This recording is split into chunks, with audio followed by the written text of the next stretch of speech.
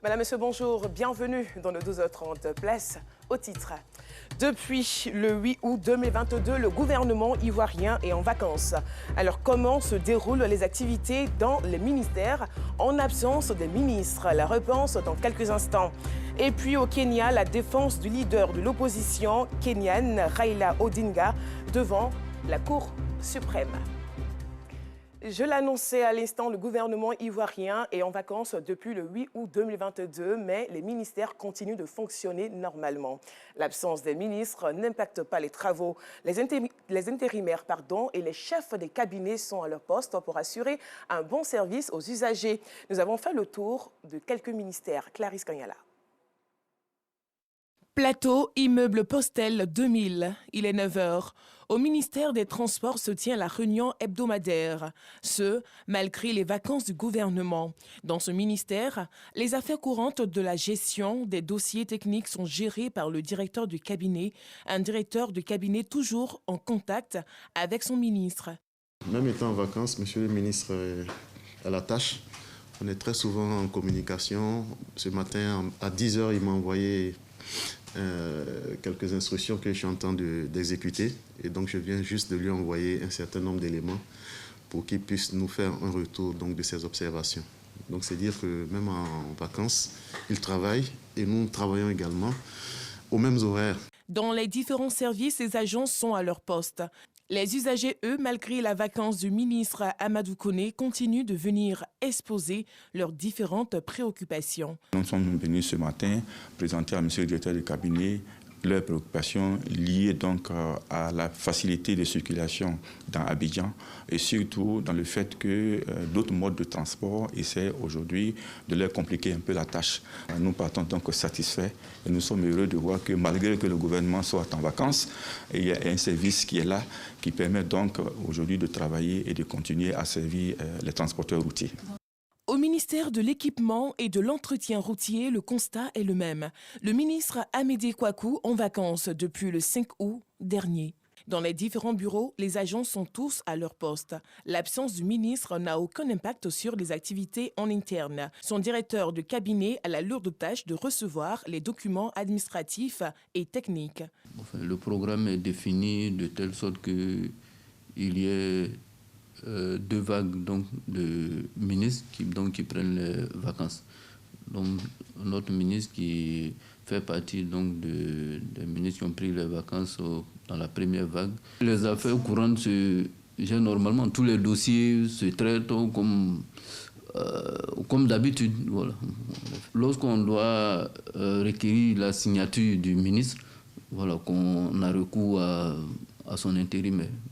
Quant au ministère de la Femme, de la Famille et de l'Enfant, situé à la tour E de la cité administrative, les vacances de la ministre Nassene Batouré n'ont pas de répercussions sur les activités du ministère. Les agents sont à fond dans le travail. Le directeur du cabinet assure du bon fonctionnement du ministère. Comme vous le constatez bien, nous sommes à la tâche. Tous nos collaborateurs sont pratiquement au bureau depuis 7h30. Moi-même, je suis depuis 7h. Je viens d'avoir ma première séance de travail et nous suivons les dossiers habituels. L'intérim administratif est assuré par sa collègue, Madame la ministre de la Solidarité et de la lutte contre la pauvreté. Des documents administratifs dont on a besoin de la signature de la ministre lui sont transmis. Et l'intérim technique, pour ne pas dire tous les dossiers techniques, sont suivis par nous-mêmes. Quand la ministre est là, il y a du boulot. On n'a pas le temps. Tout est urgent. On court dans tous les sens, te lèves, on court dans tous les sens dans le cabinet. C'est comme si c'est le sport même que tu faisais. Parce que le bureau, le chef cab, madame la ministre vous appelle, madame la ministre vous appelle. Donc, c'est comme ça. Mais quand la ministre n'est pas là, je peux faire 2 jours sans arriver au bureau de la ministre. Quand je vais, je tourne juste, comme je suis le DRH du cabinet, je vais tourner pour voir le personnel du cabinet. Y a pas, au niveau du boulot, c'est calme. En attendant le retour des membres du gouvernement, les vacances prévues le 5 septembre prochain, les collaborateurs des ministres sont à la tâche pour assurer les affaires courantes en vue de contenter les préoccupations des populations. Parlons de vacances. Pendant cette période, les enseignants des écoles privées subviennent difficilement à leurs besoins. Ces derniers vacataires vivent dans la précarité avec le maigre moyen issu de leur petite activité de vacances. Nous avons rencontré quelques enseignants dans la commune d'Abobo. Reportage toujours avec Clarisse Kanyala. Pour subvenir à ses besoins, Charles, enseignant dans un établissement scolaire privé, s'est reconverti en promoteur de spectacles pendant ses vacances scolaires. Professeur de preuves physiques et sportives, EPS, il ne perçoit aucun salaire pendant ses vacances. Pendant les vacances, ce n'est pas facile. Parce qu'il y a des écoles privées qui te payent jusqu'en mai. Après mai, et la vie tu continues, il y a des mois encore. Il faut payer la maison, il faut payer la nourriture, il faut payer le courant, l'électricité, il y a trop de choses. Donc, il faut qu'on change de casquette en fait. Actuellement, je ne suis pas un professeur. Je suis dans le domaine des showbiz, ici dans le management, pour gérer mes activités, pour qu'ils puissent gérer les vacances. Après la rentrée, je suis professeur. Parce que ceux qui ne font pas ça, qui va te donner à manger en vacances? Confronté aux mêmes difficultés depuis 9 ans, Charles prie le gouvernement de se pencher sur le cas des enseignants du privé. L'État envoie les élèves dans les écoles privées. L'État doit avoir un regard. Comment on paye les professeurs de là-bas? Ils sont mal payés, très mal payés. L'école parle d'une école d'excellence. Mais les gens qui vont à l'école, tu enseignes. Moi, par exemple, au moins, j'enseignais les élèves des gens, les enfants des gens plutôt. Moi, mon enfant, on l'avait mis au dehors, par manque de moyens. Combien de professeurs peuvent venir enseigner enfant de quelqu'un d'autre? Lui, son enfant est dehors. Parce qu'il n'y a pas l'argent pour payer ses cours. Le professeur, c'est le miroir de l'élève lui-même. Mais un professeur qui est mal habillé, qui est mal vêtu, qui est mal nourri, son visage prise la pauvreté, la tristesse. Quand c'est comme ça, l'élève ne voit pas. L'élève n'a pas envie d'apprendre avec lui. Parce que le professeur lui-même n'a pas envie de donner. Mais quand le professeur est bien nourri, il est bien à l'aise, il est bien payé, quand il donne ses cours, il donne avec amour. Comme Charles, Siméon est un professeur de philosophie dans une école privée depuis bientôt 7 ans. Pendant les vacances scolaires, il passe la plupart de ses journées à la maison auprès de sa famille. Siméon n'a pu se trouver une autre activité rentable. On ne perçoit pas nos salaires pendant les vacances. Je fais des cours de vacances et puis quelques petits cours à domicile. Mais ce n'est pas assez rentable au fait. Ça ne peut pas remplacer le salaire pendant l'année scolaire. Quand du coup, un père de famille qui ne parvient pas à assumer ou bien assurer pleinement son rôle de père de famille, vous voyez qu'il y a des pansements au cœur. Voilà. Les enfants sont là, il faut chaque jour assurer leur petit déjeuner. À midi, ils doivent manger. Le soir, souvent, on est obligé d'écourter certaines situations. Contrairement aux professeurs vacataires du privé qui peinent à joindre les deux bouts pendant les vacances scolaires, de nombreux autres arrivent tant bien que mal à subvenir aisément à leurs besoins. Les vacances scolaires, une aubaine pour eux de marquer un arrêt pour le repos. Pendant les vacances, je me repose. Voilà, le mois fini, il va à la solde. Voilà.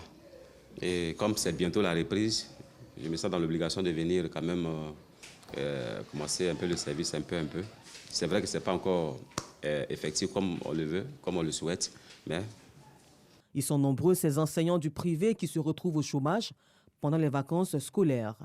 Pour le fondateur de l'école privée, Mamadou Koulibaly, d'Abobo Samonké, les enseignants du privé sont soumis à un système de rémunération selon leur statut. Nous avons 2 types d'enseignants. Le premier type, ce sont les enseignants vacataires. C'est-à-dire qu'avec ceux-là, nous collaborons sur une période brève, l'année scolaire, c'est-à-dire sur les 9 mois pratiquement, 9 à 10 mois. Et au cours de ces 10 mois, ils sont rémunérés en fonction. Mais maintenant, les permanents reçoivent un salaire sur les 12 mois de l'année. C'est-à-dire, chaque fin du mois, ils ont leur salaire. En attendant de rentrée scolaire prévue ce 12 septembre, ces professeurs du privé vont devoir prendre le mal en patience et surtout espérer que des personnes de bonne volonté leur viennent en aide. La datte est le fruit du palmier dattier. Ce petit fruit du désert possède de nombreuses vertus pour la santé. On peut consommer la datte tout au long de l'année pour profiter de ses nombreux bienfaits. Cependant, avec modération, car la datte est tout de même calorique. Les dattes des champs au marché, un reportage de Bintou Pekele. Indoudou, à 100 km d'Agadez, dans le nord du Niger. Ce village possède un champ de palmiers dattiers qui offre plusieurs variétés de dattes. Ces palmiers ont été plantés en 1910. On ne s'intéressait pas beaucoup à la culture des dattes. Le dattier est un arbre qui résiste. Après 3 ans, il commence à donner des dattes. Et on peut laisser le terrain en jachère pendant des années et qu'à chaque fois, on revient à la même période récolter des dattes. La période annuelle de récolte des dattes se situe entre le mois de juillet et le mois d'août. Alors que les premiers fruits font leur apparition au mois de février et mars, il faut donc attendre 5 à 6 mois pour la récolte. Un temps d'attente trop long pour certains producteurs. Son entretien paraît un peu difficile par rapport aux autres arbres. Bien qu'en consommation d'eau, les autres arbres consomment plus d'eau que le dattier. Ça rapporte pas mal, mais quand même pas à la portée de la famille. Il faut aller vers des cultures qui sont plus rentables et dans un temps record. Et quand arrive la production, un travail minutieux attend les producteurs de dattes. Il faut surveiller les fruits de près, retirer les dattes qui pourrissent et celles qui sont mangées par des oiseaux.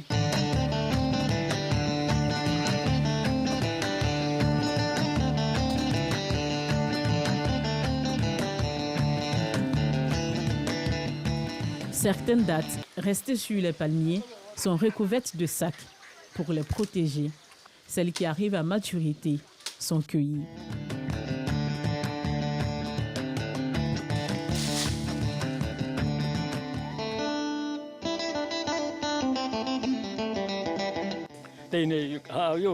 Il faut obligatoirement descendre la datte par terre pour choisir ce dont on a besoin. C'est pour l'emballer dans des sacs et pour en fournir à ceux qui en ont besoin. On vend ça par mesure. Une mesure fait 5 000 et cette mesure-là, elle fait plus de 10 kilos. Au sol, un autre tri s'impose. Il faut garder les plus belles dattes. De beaux fruits qui font saliver. Et personne ne résiste à l'envie d'en déguster.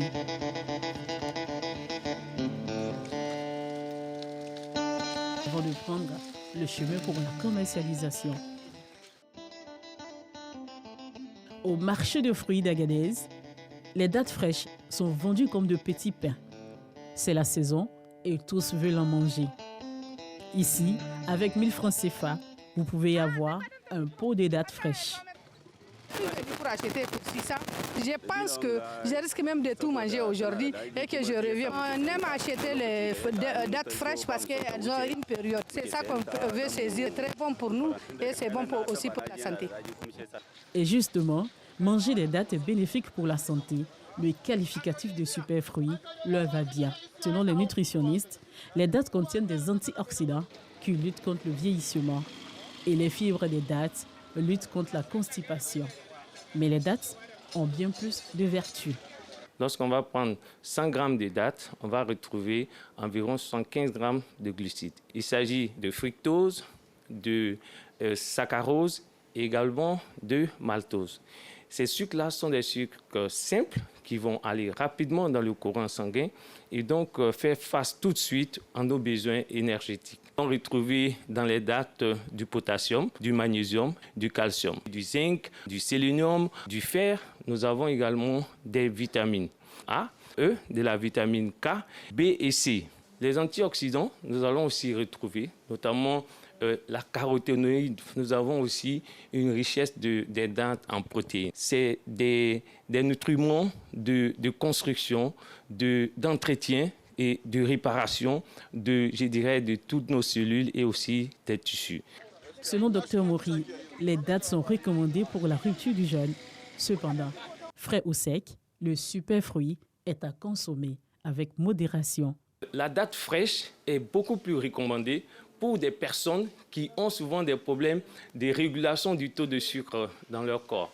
Parce que les dattes fraîches sont moins sucrées que les dattes sèches. Les dattes sèches sont d'abord mûres et ensuite séchées de par l'effet du soleil. Leur index glycémique se trouve un peu plus élevé parce que très sucré. En termes de prise de dattes, il est plus intéressant de se limiter à 3 fruits ou bien un fruit pour ceux qui ont vraiment de gros problèmes de réglage du taux de sucre. C'est un fruit qui est fortement recommandé pour les enfants. Mais même pour les enfants, il faut savoir modérer quand même sur le plan glucidique on va recommander ce fruit-là aux sportifs et également aux grands intellectuels qui souvent vont fournir des efforts très importants sur le plan cérébral.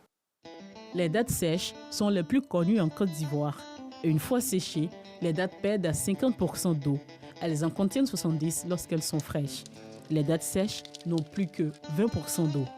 Chaque année dans le monde, ce sont 5 millions de dattes qui sont récoltées. L'Égypte, l'Algérie, la Tunisie, le Maroc, le Soudan et la Libye sont les principaux producteurs de dattes. Un trucage systématique, c'est ainsi que les avocats de Raila Odinga ont qualifié mercredi la Cour suprême, devant la Cour suprême kenyane, le mécanisme ayant conduit à la victoire de William Ruto à la présidentielle du 9 août au Kenya. La Cour suprême a autorisé mardi un nouveau décompte des voix des 15 des 46 000 bureaux de vote. Le verdict des juges du contentieux électoral est attendu le 5 septembre. Le leader de l'opposition kenyane, Raila Odinga, a réaffirmé qu'il respecterait la décision de la Cour suprême tout en restant optimiste concernant l'issue de sa pétition. Voilà, c'est la fin de ce journal et merci de l'avoir suivi. À demain.